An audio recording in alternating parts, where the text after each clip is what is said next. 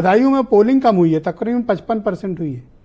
हाँ, बदायूं में पोलिंग कम हुई तो इसका एक तो यही देखने में लग रहा है कि वोटरों में उत्साह नहीं था। दूसरा, कहीं कहीं देखा है कि पुलिस भी कुछ वोटरों को उस तरीके से दौड़ाती नजर आ रही है।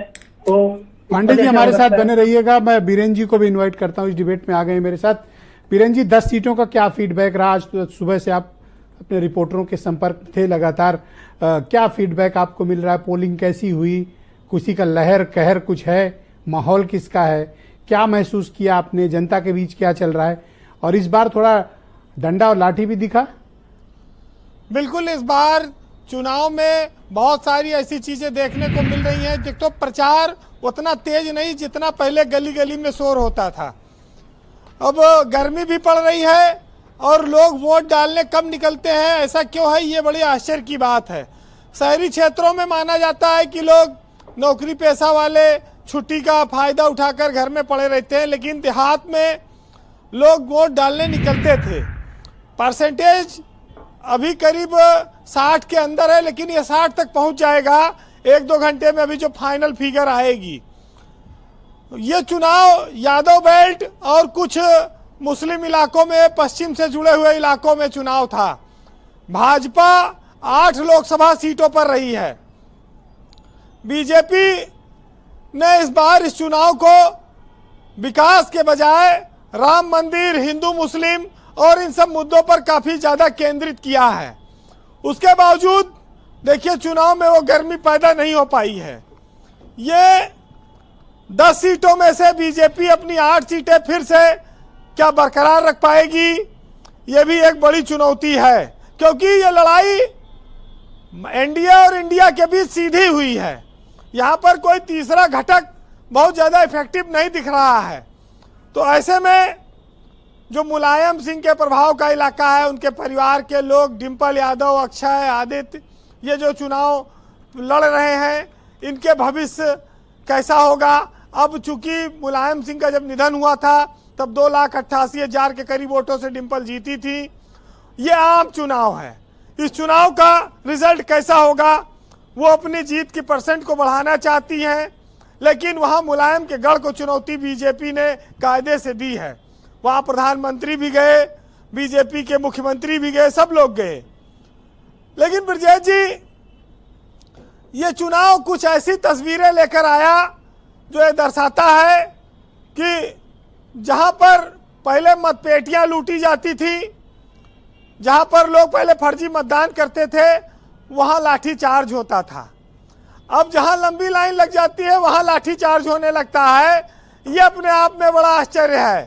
तो पहले प्रशासन इस व्यवस्था में रहता था कि लोग अधिक से अधिक वोट डालें, और जब अधिक वोट डालने वाले आ रहे हैं तो वहां पिटाई शुरू हो जा रही है। ये अपने आप में अजीब सी व्यवस्था है।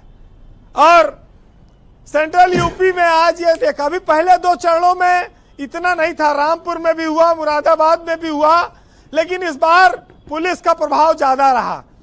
तो क्या अब चुनाव में पुलिस के ही इफेक्ट ज्यादा रहता है? पुलिस चुनाव को प्रभावित करने लगी है, वो निर्णायक की भूमिका में आ गई है। बाकी और संस्थाएं सिर्फ तमाशबीन है।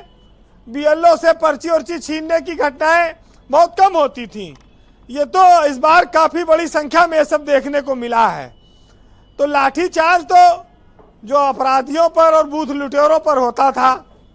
तो ये बड़ी ऐसी चीजें हैं जो कहती हैं कि हमारे बुजुर्गों ने जो लोकतंत्र का पौधा लगाया था, वो पौधा पेड़ बन गया, लेकिन क्या उस पेड़ को अब जर्जर करने की स्थिति है इन व्यवस्थाओं से? अब उस पेड़ पर जब सब कुछ सकुशल है तो फिर ये पुराना नाटक खेलने की क्या जरूरत है, जब नए किरदार है, नए चेहरे हैं, 75-80 साल बीत गया है। अच्छा, फील्ड से किस तरह का साउंड आ रहा है? लहर का है, कहर का है, या फिर मतदाता इस बार खुल नहीं रहा? ब्रजेश जी, जब इस देश में चुनाव की नौबत आती है तो विकास की बात होती है, लेकिन जितने, चाहे भाजपा है, चाहे विपक्ष है, एनडीए, सपा, कांग्रेस, ये लोग रैली जब करते हैं तो मंच से कोई हिंदू मुस्लिम की बात कर रहा है, कोई ओबीसी पिछड़े की बात कर रहा है, कोई संविधान और आरक्षण की बात कर रहा है, कोई ईवीएम पे सवाल उठा रहा है। तो समस्या इस बात की है, प्रश्न इस बात का है कि आखिर चुनाव बेरोजगारी के मुद्दे पर लड़ा जाना था कि गरीबी के मुद्दे पर लड़ा जाना था कि तमाम और समाज की समस्याओं पर लड़ा जाना था। ये खाली हिंदू मुस्लिम और इस पर चला गया ये चुनाव। ये तो अपने आप में बड़ी जनमानस का देखिए मिजाज भी आप समझिए कि वो मूल मुद्दों के बजाय धार्मिक मुद्दों पर, सामाजिक मुद्दों पर ज्यादा वोट कर रहा है। और वोट कम पड़ना ये दर्शाता है कि लोग उदासीन क्यों है, या तो वोटर लिस्ट के लफड़ेबाजी से, या जो मुस्लिम बाहुल इलाकों में सख्ती से, या लोगों को खाली चुनाव के नाम पर छुट्टी के दिन आराम करना है, पता नहीं क्या है जी। एक तो कार्यकर्ता तब वोट डलवाते थे जब गाड़ी पानी और सब व्यवस्था होती थी, खर्चा खुराकी का इंतजाम रहता था, गाड़ी लगती थी, बस लगती थी। अब वो जमाने रहे नहीं, कार्यकर्ताओं ने भी ढिलाई बरती है जिसकी वजह से वोट परसेंट गिरा है। लेकिन ये चीजें दोनों तरफ के कार्यकर्ताओं ने ढिलाई की या एक तरफ की? देखिए, सत्ताधारी दल के लिए कार्यकर्ता ज्यादा महत्वपूर्ण होता है क्योंकि वो संसाधन उपलब्ध करा सकता है, वोट डलवा सकता है। तो बीजेपी वोट डलवाने में कमजोर साबित हो रही, विपक्ष का क्या साधन देता है, उनके कार्यकर्ता बस्ता लगा लिए, ये बहुत बड़ी बात है। वो कहां से गाड़ी और जीप और कार करेंगे? विपक्ष वाली तो विपक्ष के लिए तो हमेशा जनता ही लड़ी है, वोट डाली है। तो बीजेपी देखे कि वोट क्यों कम निकलवा पा रही है। वैसे ब्रजेश जी, लोकतंत्र में तमाम हर बार तस्वीरें आती हैं, लेकिन यह कि मतदान अधिक हो जिसकी सबकी कोशिश है। अब पता नहीं क्यों ये लोग नहीं कर पा रहे हैं।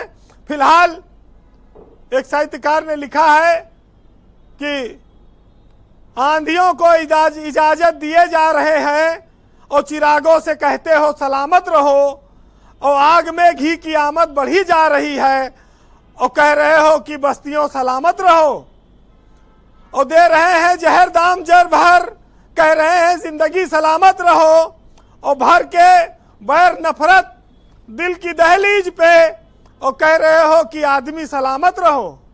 वाह बीरेन जी, बहुत बहुत शुक्रिया ग्राउंड जीरो से अपने पॉलिटिकल फीडबैक, इनपुट और ऑब्जर्वेशंस हम तक पहुंचाने के लिए। बहनों भाइयों, हम आज चर्चा कर रहे हैं उत्तर प्रदेश में तीसरे चरण की